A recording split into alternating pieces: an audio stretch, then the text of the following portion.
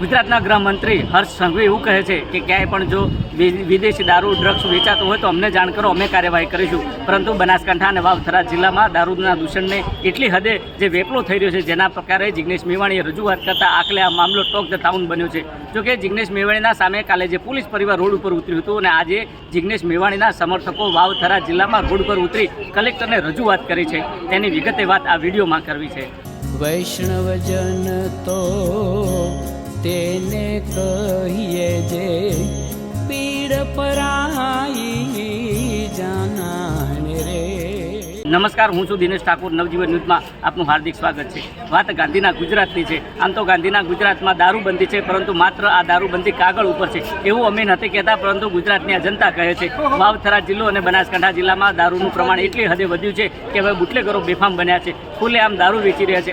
આ તમામ બાબત છે સરકારના ઇશારે થઈ રહી છે એવું અમે નથી કહેતા, પરંતુ જે ગુજરાતની જનતા છે, બનાસકાંઠાની જનતા છે, એ કહી રહી છે. જોકે આ તમામ બાબતને લઈને રોડ ઉપર જિગ્નેશ મેવાણીના સમર્થકો ઉતર્યા હતા અને અનેક પ્રકારના આક્ષેપ કરતા કહ્યું છે કે જે ગૃહમંત્રી હર્ષ સંઘવી વાતો કરે છે દારૂબંધીની, પરંતુ આ દારૂબંધી તેમના જે ઇશારા છે, આ દારૂનો વેપલો થઈ રહ્યો છે, બુટલેગરો બેફામ બન્યા છે, ક્યાંક ને ક્યાંક હત્યાઓ થઈ રહી છે, પરંતુ પોલીસ અને સરકાર મુખ પ્રેક્ષક થઈ જોઈ રહી છે. જોકે આ તમામ બાબતને લઈને કોંગ્રેસના આગેવાન શું કહી રહ્યા છે તે પણ તમે સાંભળો.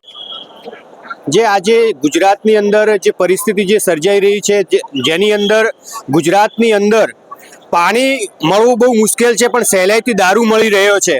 આજે ગુજરાતની અંદર કોઈ એવું ગામ નહીં હોય કે સહેલાઈથી દારૂ ન મળી રહ્યો હોય. ગુજરાતની અંદર સહેલાઈથી ડ્રગ્સ મળી રહ્યા છે. આજે ગુજરાતની અંદર તમે જોશો તો કોલેજોની આજુબાજુ પણ ડ્રગ્સો મળી રહ્યા છે અને એના લીધે યુવાધન ખૂબ જ બરબાદ થઈ રહ્યું છે. આજે અનેક વિધવા મહિલાઓ બની ગઈ છે, કારણ કે એઓના જે પતિ હોય છે એઓ પણ દારૂના રવાડે જ્યારે બી ચડતા હોય છે અને તેના લીધે જ્યારે દારૂના રવાડે ચડતા હોય છે ત્યારે આખું કુટુંબ બરબાદ થઈ જતું હોય છે, આર્થિક રીતે, માનસિક રીતે, તમામ રીતે પડતી હોય છે. મહાત્મા ગાંધીના ગુજરાતમાં જો સહેલાઈથી દારૂ મળી રહેતો હોય અને કોઈ ગુજરાતની અંદર મારા ખ્યાલથી જે આ જે દારૂ વેચાઈ રહ્યો છે એ ભાજપના કમલમ સુધીના હપ્તાઓ જાય છે. ભાજપના નેતાઓ કમલમ સુધી હપ્તાઓ પહોંચાડે છે. તેના લીધે આજે પોલીસ પણ ભાજપના દબાણમાં આવીને કામ કરી રહી છે અને તેના લીધે ગુજરાતની અસ્મિતા ઉપર, ગુજરાતની સંસ્કૃતિ ઉપર પણ ખૂબ જ ઠેસ પહોંચી રહી છે. તમે જો તે પ્રકારે મુકેશ આજનાએ કહ્યું કે સરકારના ઇશારે અને પોલીસ આ કાર્યવાહી કરતી નથી અને આખરે બુટલેગરો બેફામ બન્યા છે. વાવથરા જિલ્લા અને બનાસકાંઠા જિલ્લાના અનેક જે તાલુકાઓ છે, તાલુકામાં ડ્રગ્સ અને વિદેશી દારૂનું ધૂમ વેચાણ થઈ રહ્યું છે, યુવાધન બરબાદ થઈ રહ્યું છે. જોકે તમામ બાબતને લઈને બનાસકાંઠા સાંસદ ગેનીબેન ઠાકોર શું કહી રહ્યા છે તે પણ તમે સાંભળો. સ્વતંત્રતાનો અધિકાર છે. કોઈ અમે જન આક્રોશ રેલી લઈને આવ્યા તો લોકોએ અમારી પાસે આક્રોશ ઠલવ્યો અને જે આક્રોશ હતો એ જિગ્નેશભાઈ મેવાણીએ ત્યાં પોલીસ તંત્રને કીધો અને પોલીસ તંત્રને કહીને એની સામે કાર્યવાહી કરવાની હોય, એને બદલે પોલીસ બુટલેગરોનો સાથ સહકાર લઈને રેલીઓ કાઢે. એ હું માનું છું ને, જે પોલીસ પગાર લે છે એ કોઈ ભાજપના કે બુટલેગરોના ખિસ્સાના પૈસા નથી લેતા. હા, હપ્તા લેતા હશે, પણ જે પગાર લે છે એ તો લોકોના ટેક્સના, જીએસટીના સવારથી કરીને સાંજ સુધી નાનામાં નાનો માણસ ટેક્સ ભરે છે અને ટેક્સના પૈસાનો તમે પગાર લો છો ત્યારે તમે પ્રજાને વફાદાર રહો.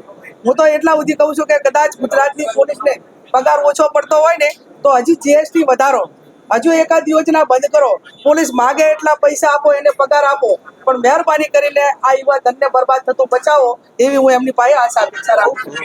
તમે જો તે પ્રકારે બનાસકાંઠા સાંસદે સરકાર ઉપર આકરા પ્રહાર કરતા કહ્યું કે સરકારના ઇશારે થઈ રહ્યું છે.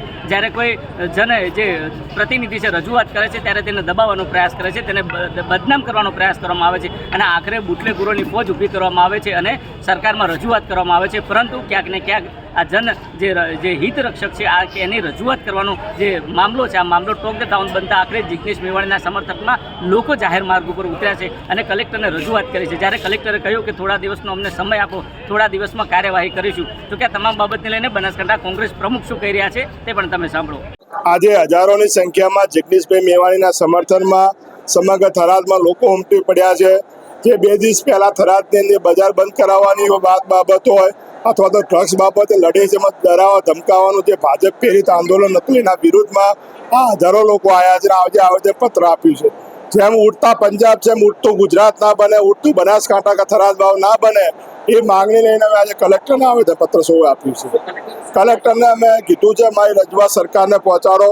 તમારા મંત્રીઓને કે અધિકારીઓને કમાવા માટેના બીજા પણ સંસાધનો છે, આ ડ્રગ્સના નામે પૈસા કમાવામાં ગુજરાતના યુવાધનને બરબાદ ના કરો એ અમારી માગણી સરકાર સુધી પહોંચાડો એ વિનંતી કરી કયા પ્રકારે દારૂની દૂષણ અહીંયા હા દારૂ તો ગામડે ગામડે વેચાય છે પણ ડ્રગ્સ શહેરોની અંદર ચાહે થરાદ હોય ચાહે ડીસા હોય પાલનપુર હોય ધાનેરા હોય મોટા તમામ સેન્ટરોમાં કોલેજ આગળ સ્કૂલો આગળ મોટા ગ્રાઉન્ડો આગળ જ્યાં યુવાધન ભેગું થાય 15 થી 30 વર્ષનું ત્યાં ભેગું થતું હોય ત્યાં ખુલ્લેઆમ વેચાયેલું છે